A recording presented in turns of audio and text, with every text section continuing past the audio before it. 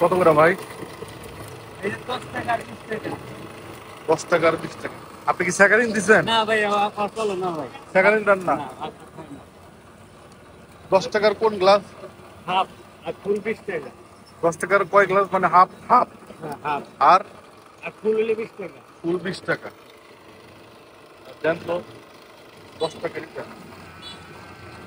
এইরকম করে বাড়ান। আপনার হলো এই এক ইয়েতে, মানে এই যে 2 পয়সালে কয় কয় গ্লাস রস হবে? 2 গ্লাসে ভাই, 2 গ্লাস হলো 3 গ্লাস হলো। হ্যাঁ, 2 গ্লাসে 3 গ্লাস হলো, 3 গ্লাস হলো। 3 গ্লাসও হবে। তার মানে এই দুইটাতে আপনার যদি বড় গ্লাস হয় তাহলে আপনার 60 টাকা। হ্যাঁ, সারাদিনে কি পরিমাণ সেল হয়? মাশাআল্লাহ। ওই ছবিটি দেখে মনে হচ্ছে বাংলাদেশের একটি ব্যস্ত রাস্তার দৃশ্য। এখানে একজন মানুষ, যার মুখে দাড়ি আছে এবং যিনি একটি লাল টি-শার্ট পরে আছেন, একটি সবুজ যন্ত্রের দিকে তাকিয়ে আছেন। তিনি তার 2 হাত দিয়ে আখের ছাল ছাড়ানো আটি ধরে আছেন, যা দেখে মনে হচ্ছে তিনি তা যন্ত্রের মধ্যে ঢুকিয়ে রস বের করার জন্য প্রস্তুত হচ্ছেন। পেছনে খোলা আকাশের নিচে একটি বাজার দেখা যাচ্ছে, যেখানে অনেক ছোট দোকান রয়েছে। কিছু রঙিন ছাতা দেখা যাচ্ছে, যা সম্ভবত রোদ বা বৃষ্টির হাত থেকে রক্ষা পেতে ব্যবহার করা হচ্ছে। দোকানে বিভিন্ন ধরনের ফল এবং অন্যান্য জিনিসপত্র সাজানো রয়েছে, যা থেকে বোঝা যায় এটি একটি জীবন্ত স্থানীয় বাজার।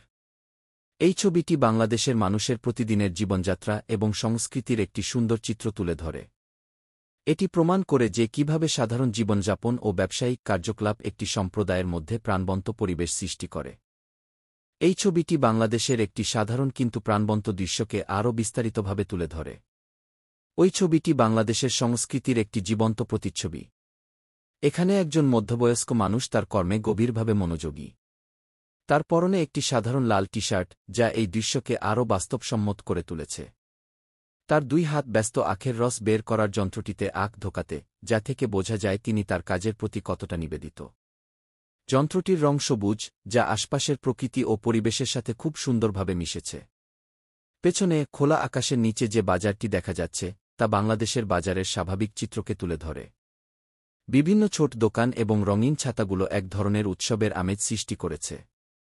এই ছাতাগুলো শুধুমাত্র রোদ বা বৃষ্টি থেকে রক্ষা করে না, বরং বাজারের সৌন্দর্যকেও বাড়িয়ে তোলে। দোকানে সাজানো বিভিন্ন ফল এবং সবজিগুলো এই স্থানের প্রাণচাঞ্চল্যকে আরও ফুটিয়ে তোলে।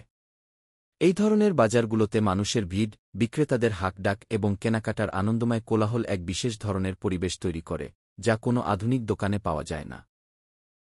সব মিলিয়ে ছবিটি কেবল একজন আখের বিক্রেতার কাজকে তুলে ধরে না, বরং বাংলাদেশের সাধারণ মানুষের জীবনযাত্রা, তাদের সংগ্রাম এবং দৈনন্দিন আনন্দকে প্রকাশ করে।